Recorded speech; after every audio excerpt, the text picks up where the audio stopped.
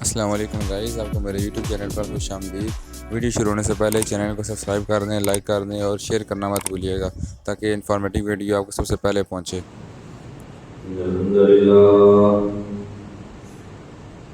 الحمد لله نحمده ونستعينه ونستغفره ونعوذ بالله من شرور أنفسنا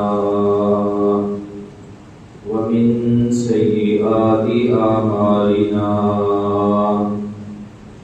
من يهده الله فلا مضل له ومن يضلل فلا هادي له، أشهد أن لا إله إلا الله وحده لا شريك له، وأشهد أن محمدا عبده ورسوله.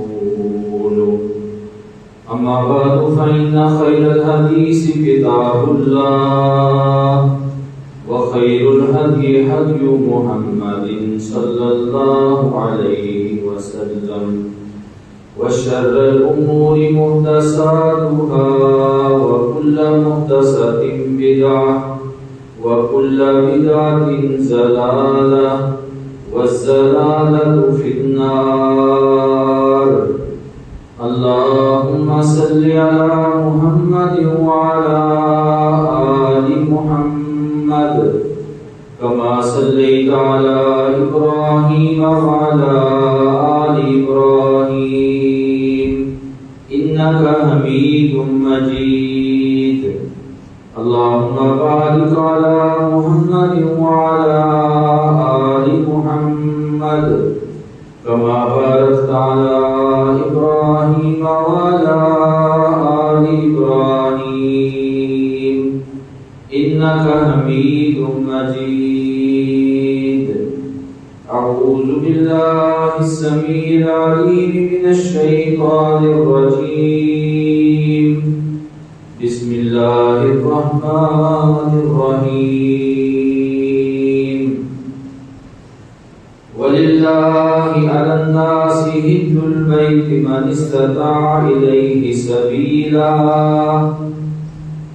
ومن كفر فإن الله غني عن العالمين.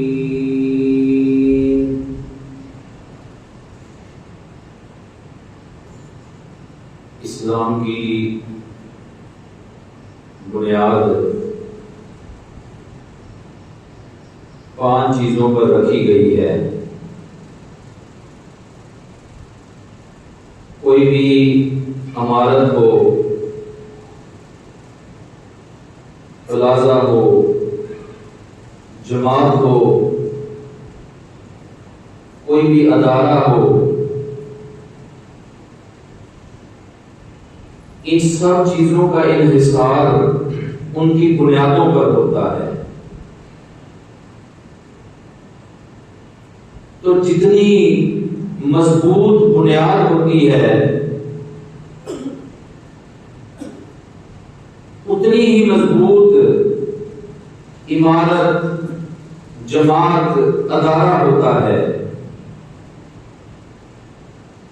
تو دین اسلام یہ اللہ تعالیٰ کا بڑا عظیم دین ہے. تو اس کی بنیاد 5 چیزوں پر رکھی گئی ہے. رسول اللہ صلی اللہ علیہ وسلم نے ارشاد فرمایا، بنی الاسلام علی 5. اسلام کی بنیاد 5 چیزوں پر ہے. شہادت ان اللہ الہ الا اللہ،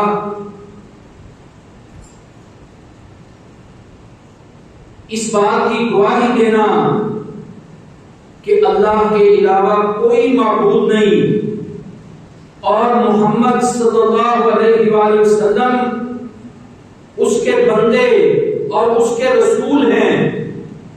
یہ دین اسلام کی سب سے پہلی بنیاد ہے.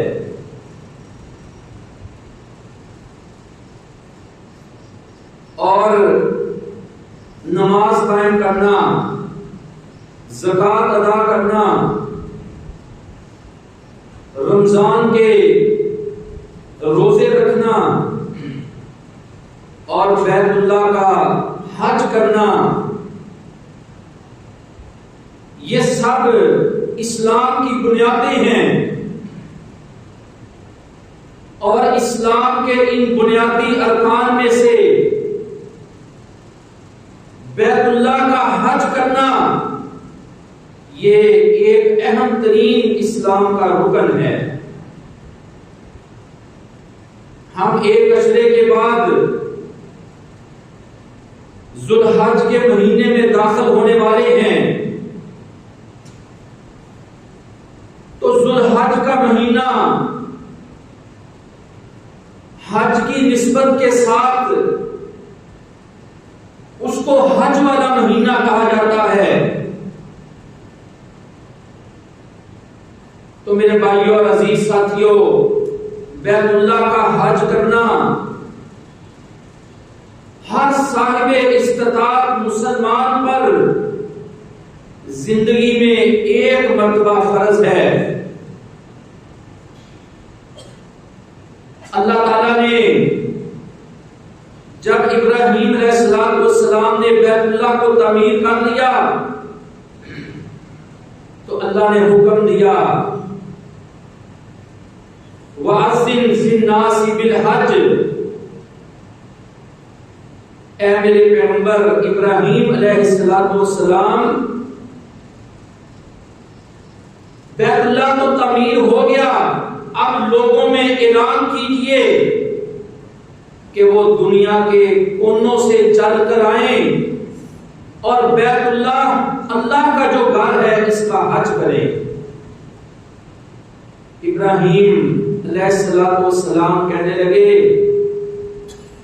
اے میرے اللہ، یہ بیابان جنگل، یہ پہاڑیوں کے سلسلے، دور دور تک کوئی آبادی کا نام و نشان نہیں، تو میری آواز لوگوں تک کیسے پہنچے گی؟ میں اپنی آواز سے لوگوں کو حج کے لیے کیسے بلا سکتا ہوں؟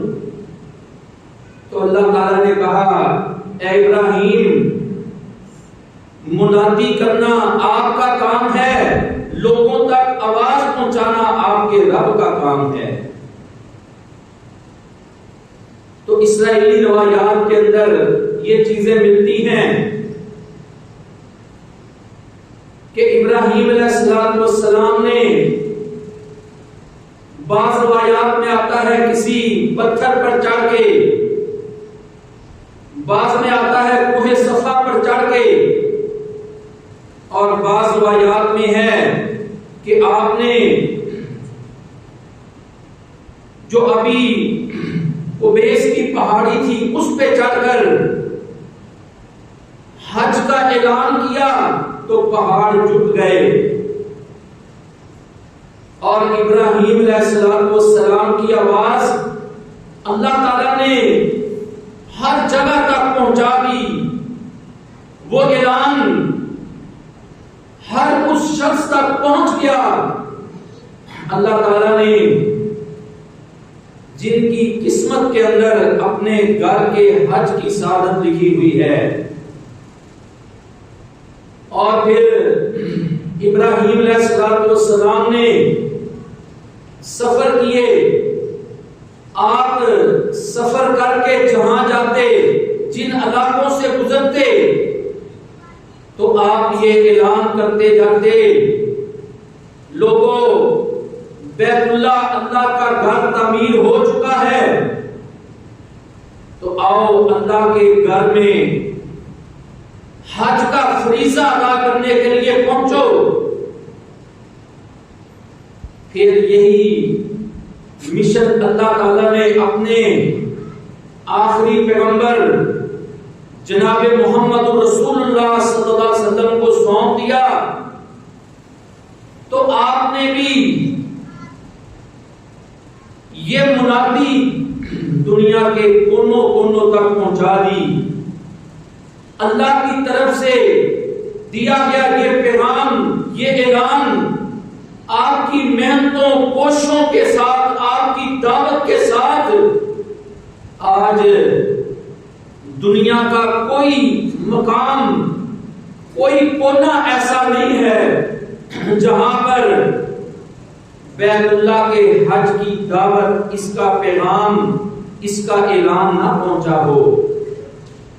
تو اللہ تعالیٰ نے یہ حکم ابراہیم علیہ السلام کو دیا تھا، تو ہر نبی، ہر پیغمبر، انہوں نے اللہ کے گھر کا حج کیا، لوگوں کو شرک و بدعات سے روکا، معاشروں کے اندر جو خرافات تھی، اللہ کی شریعت دین کے مقابلے میں جو بدعات، جو مسائل کھڑے ہوئے تھے، تو یہ بیت اللہ جو توحید کا مرکز ہے، تو نبیوں اور رسولوں نے اپنی قوموں تک اس توحید کا، اللہ کے دین کی دعوت کا پیغام پہنچایا اور معاشروں کو شرک و بدعات اور انحرافات سے پاک کیا۔ ہر طرف اسلامی تعلیمات، اسلامی شعار، اس سے لوگوں کو آگاہ کیا گیا، لیکن جیسے جیسے وقت گزرتا گیا، زمانے اور زندگی کی پھیر، اسی طرح معاشرتی تبدیلیاں اور بے لگام خواہشات کا انسانوں کے اندر پیدا ہو جانا، یہ وہ چیزیں ہیں جنہوں نے لوگوں کو دین حنیف، اللہ کے دین سے دور کر دیا۔ تو آج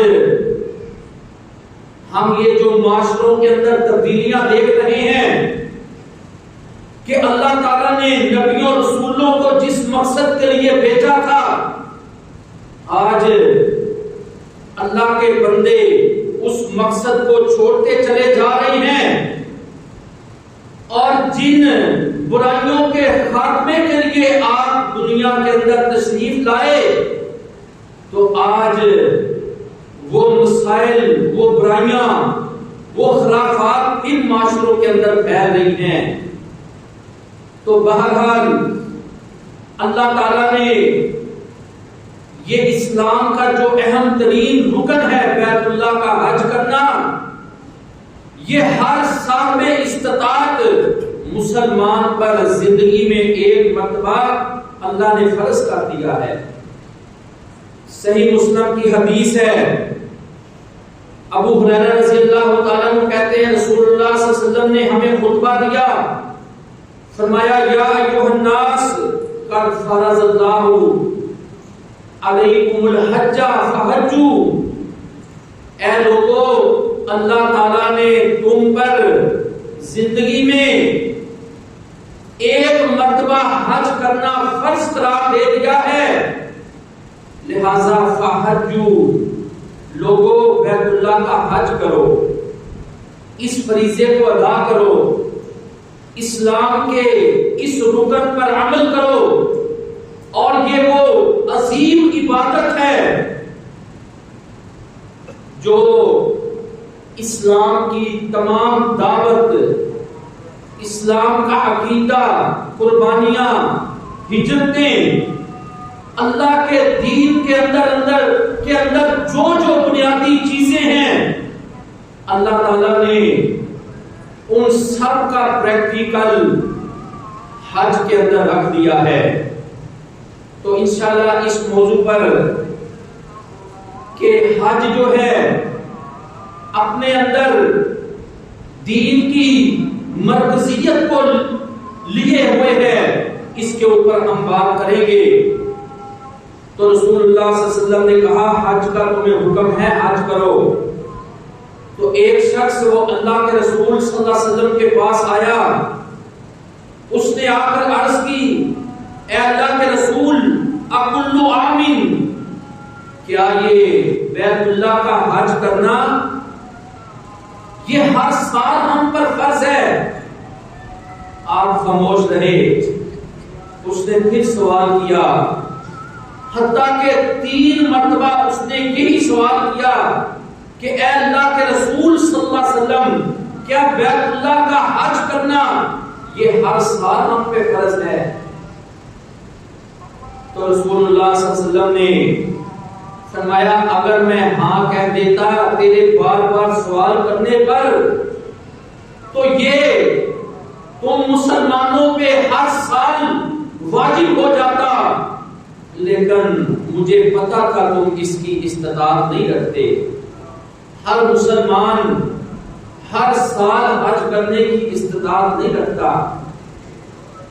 تو اسی طرح دوسری حدیث میں ہے، یہ مسند احمد کی حدیث ہے، اقرا بن حابس رضی اللہ تعالیٰ عنہ انہوں نے رسول اللہ صلی اللہ علیہ وسلم سے استفسار کیا کہ اے اللہ کے رسول صلی اللہ علیہ وسلم، کیا ہر سال ہمیں حج کرنا چاہیے یا زندگی میں ایک بار ہم نے حج کرنا ہے؟ تو رسول اللہ صلی اللہ علیہ وسلم نے فرمایا، زندگی میں ایک مرتبہ حج کرنا تم پہ فرض ہے، اس کے بعد تم جتنے بھی حج کرو گے وہ نفل ہے۔ تو ان حدیثوں سے معلوم ہوتا ہے کہ اللہ تعالیٰ نے جس کو جسمانی، مالی، ہر لحاظ سے استطاعت عطا کی ہے، اس پر زندگی میں ایک مرتبہ بیت اللہ کا حج کرنا یہ اللہ کی طرف سے فرض ہے۔ تو میرے بھائیوں اور عزیز ساتھیوں، آج ہمارے معاشرے اس عظیم فریضے کی ادائیگی کے حوالے سے بہت بڑی کوتاہی کا شکار ہیں۔ استطاعت موجود ہے، مالی بھی، جانی بھی، صحت بھی ہے، وقت بھی ہے، لیکن ہر سال اگلے سال میں ڈال دینا، میں مصروف بہت ہوں، وقت نہیں ہے، پھر کر لوں گا، ابھی بڑی مہلت ہے۔ تو عزیز ساتھیوں، اللہ کا دین اسلام وہ فرائض میں اپنے ماننے والوں کو ان کوتاہیوں کی اجازت نہیں دیتا۔ تو میرے بھائیوں اور عزیز ساتھیوں، یہ جو اسلام کا رکن حج ہے، اب یہ کس کے اوپر فرض ہے؟ اللہ نے فرض تو کر دیا، اب کن شرائط کے ساتھ یہ ایک مسلمان کے اوپر فرض ہے؟ تو 6 شرطیں ہیں حج کی فرضیت کی، حج کرنے والوں کی۔ سب سے پہلی شرط، بندے کا مسلمان ہونا ضروری ہے۔ کافر، مرتد، اس کے اوپر حج فرض نہیں ہے۔ تو حج کی شرائط میں سے پہلی شرط انسان کا مسلمان ہونا۔ دوسری شرط، مسلمان ہونے کے بعد انسان کا عاقل، عقل رکھنے والا، شعور رکھنے والا، اپنی عقل اور فہم کے اندر پرفیکٹ ہونا، یہ دوسری شرط ہے۔ مسلمان ہے، دیوانہ ہے، مجنون ہے، پاگل ہے، ذہن کام نہیں کرتا، تو اس کے اوپر بیت اللہ کا حج کرنا فرض نہیں ہے۔ مسلمان بھی ہے، عقل و شعور بھی رکھتا ہے۔ تیسری شرط کیا ہے؟ آزاد ہو۔ یہ غلاموں کے اوپر حج فرض نہیں ہے۔ تو آج کے معاشروں کے اندر تو اس انداز کی آزادی اور غلامی کا دور نہیں ہے جو آج سے 1400 سال پہلے عرب کے معاشروں میں ہوتا تھا، کہ بڑے بڑے سردار انہوں نے لوگوں کو اپنا غلام بنایا ہوتا تھا۔ آج بھی بعض علاقوں کے اندر ایسا ہوگا کہ انسان اپنی مرضی سے کچھ نہیں کر سکتا، اپنے 5-6 فٹ کے قد کے اوپر اس کا اپنا فیصلہ نہیں چلتا، وہ کسی کی غلامی میں ہے، کسی کی قید کے اندر ہے، لیکن مسلمان ہے، عقل رکھتا ہے، تو یہ بندہ بھی اللہ کے ہاں اس کی کوئی پکڑ نہیں ہوگی اگر یہ حج نہیں کر سکتا، کیونکہ یہ اس آزاد نہیں تھا، یہ غلام تھا۔ چوتھی شرط بالغ ہونا، تو اس سے یہ سمجھ آتی ہے کہ بچوں پر حج فرض نہیں ہے۔ تو محدثین اور اہل علم لکھتے ہیں اگر کوئی بچہ بچپن کے اندر حج کر لیتا ہے، اب بالغ ہونے کے بعد حج کی فرضیت اس سے ساقط نہیں ہوگی۔ اب ایسا نہیں ہے کہ اس نے بچپن میں حج کر لیا تھا، اب وہ بالغ ہو گیا ہے تو وہ بچپن والا ہی حج اس کا چل جائے گا۔ ہاں، اس نے بچپن کے اندر جو حج کیا ہے اللہ تعالیٰ اس کو اجر دیں گے، اس کے والدین کو اجر ملے گا، لیکن جب یہ بچہ بالغ ہو جائے گا تو اب جو اللہ نے اس پر حج فرض کیا ہے اور یہ صاحب استطاعت ہے تو اس نے پھر حج کرنا ہے۔ 5ویں شرط وہ محترم بھائیوں تندرست ہونا، بیمار، کمزور، لاغر، معذور، جو اپنی بیماری، معذوری اور صحت نہ ہونے کی وجہ سے بیت اللہ کا حج نہیں کر سکتا، تو اس کے اوپر بھی بیت اللہ کا حج کرنا فرض نہیں ہے۔ اسی طرح محترم بھائیوں صاحب استطاعت ہونا،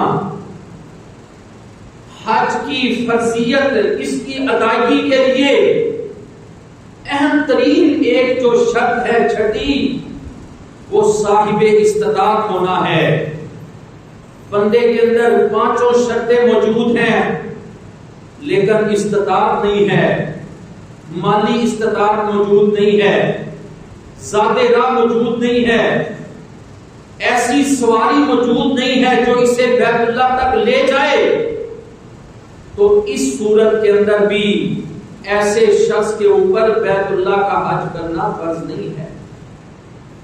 اگر ان وجوہات، ان شرائط کی کمی کی وجہ سے اس کا حج رہ گیا تو اللہ کے ہاں اس کی پکڑ نہیں ہوگی، کیونکہ بطور مسلمان یہ حج کرنا چاہتا ہے لیکن اس کی صحت کا مسئلہ آ رہا ہے، استطاعت نہیں ہے، تو یہ شرائط اس کے اندر موجود نہیں ہے، تو اللہ تعالیٰ پھر اس لحاظ سے اس کی پکڑ نہیں کریں گے۔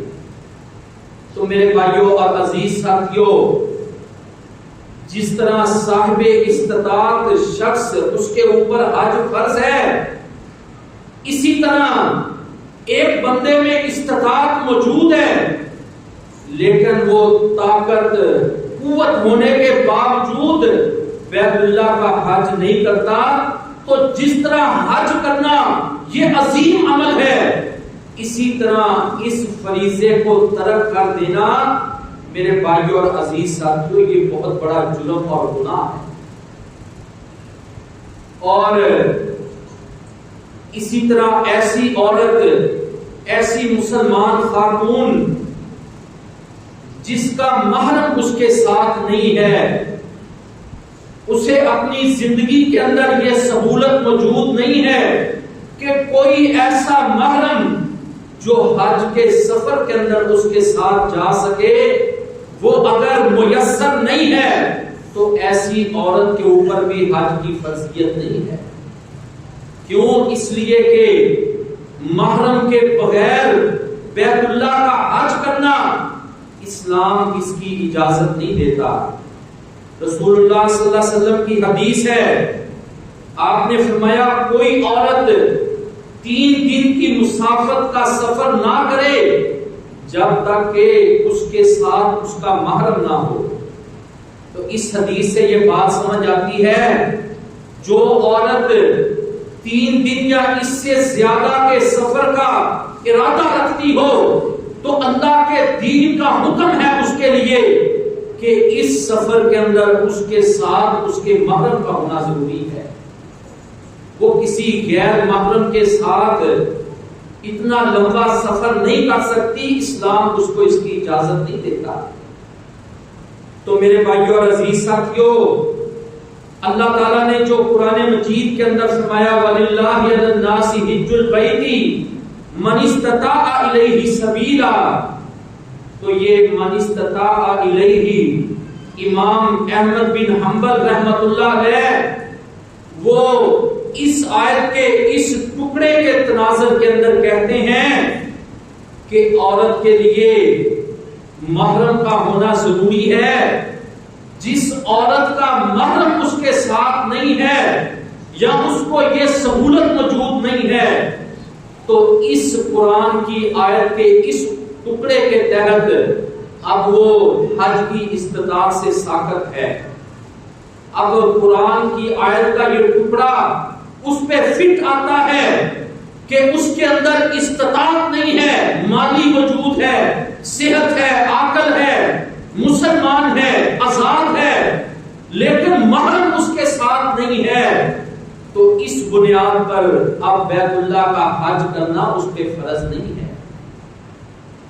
لیکن آج ہم دیکھتے ہیں ہمارے معاشروں کے اندر ان چیزوں کا خیال نہیں رکھا جاتا۔ حج کرنا تو دور کی بات ہے، یہ تو بہت بڑی عبادت ہے، اس میں بھی ہم غیر محرموں کے ساتھ کاغذی محرم بنا کر سفر کی گنجائشیں نکال لیتے ہیں۔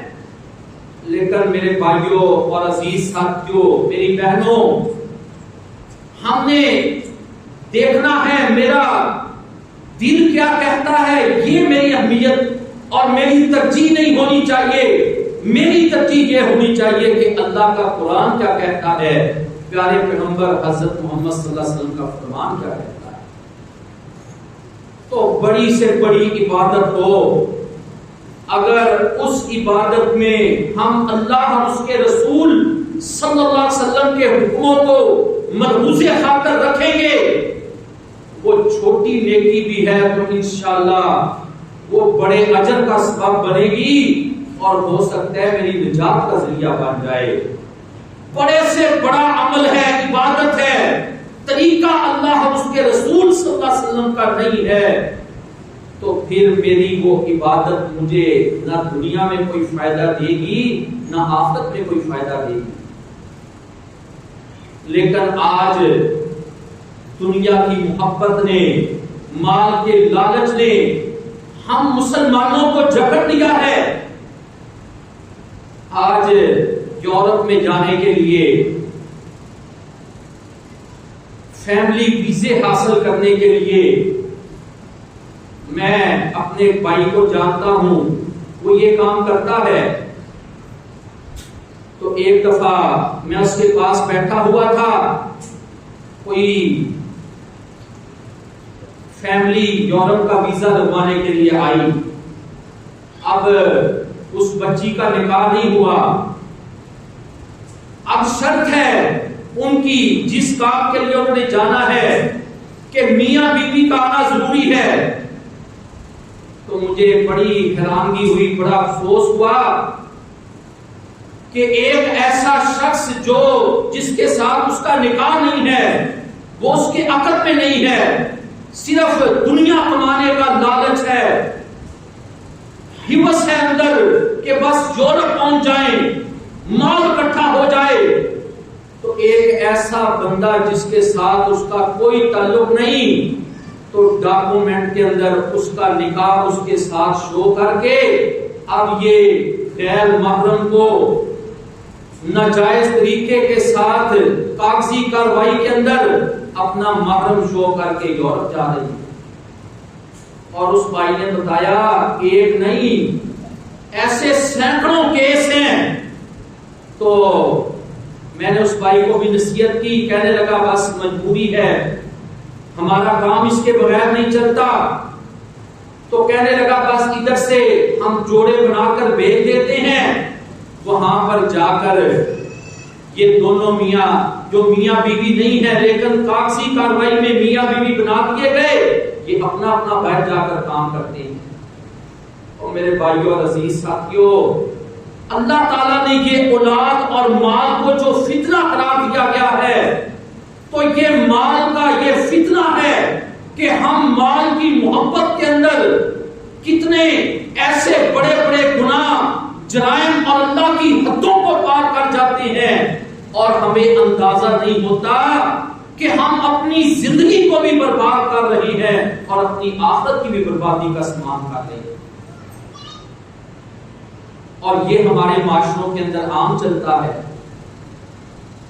پھر میں نے بہت سے ایسے لوگ دیکھے ہیں، اب باہر چلے گئے، مولوی صاحب بہت پریشان ہیں، بس فیملی کو تو میں لے گیا، اولاد میری وہیں پہ ہوئی ہے، وہاں کا ماحول بڑا خطرناک ہے، میری اولاد اس ماحول ان فتنوں کا شکار ہو رہی ہے، میں ان کو واپس پاکستان لانا چاہتا ہوں. میرے بیوی بچوں نے واپس آنے سے انکار کر دیا ہے. یہ ہمارے انہی معاشروں کی باتیں ہیں، ہماری فیملیوں کی باتیں ہیں. تو میرے بھائیوں اور عزیز ساتھیوں، جب ہم اللہ کے دین کو چھوڑ کر کوئی بھی کام کریں گے پھر اس میں خیر اور برکت نہیں رہے گی. تو عزیز ساتھیوں، یہ بیت اللہ کا حج کرنا فرض ہے، اور اگر استطاعت نہیں ہے تو اس فرضیت سے ہم اللہ کے ہاں بری ہیں. اور جو بندہ قصداً بیت اللہ کا حج نہیں کرتا، استطاعت موجود ہے، طاقت موجود ہے، سستی کوتاہی کی وجہ سے یا دل نہ چاہنے کی وجہ سے یا دنیا کی محبت میں ایسا ہو چکا ہے کہ سب کچھ موجود ہے لیکن اللہ کے گھر کی حج اور عمرے کی چاہت پیدا نہیں ہوتی، تو یہ قصداً بیت اللہ کا حج نہ کرنا یہ کفر ہے، کفر. اللہ تعالیٰ قرآن میں فرماتے ہیں من کفر فإن اللہ غنی عن العالمین. تو یہ جو حج کی فرضیت کے بعد اللہ تعالیٰ نے کہا ہے ومن کفر، اور جو انکار کر دے حج سے، تو اللہ تعالیٰ کی پھر وہ رحمتوں سے محروم ہو جاتا ہے. تو میرے بھائیوں اور عزیز ساتھیوں، قصداً بیت اللہ کا حج نہ کرنا اور اسی حالت میں مر جانا یہ اتنا بڑا جرم ہے کہ جیسے بندہ یہودی یا عیسائی مرا ہے. اللہ اکبر. سنن دارمی کی حدیث ہے، حضرت ابو امامہ رضی اللہ عنہ اس حدیث کے راوی ہیں، کہتے ہیں رسول اللہ صلی اللہ علیہ وسلم نے فرمایا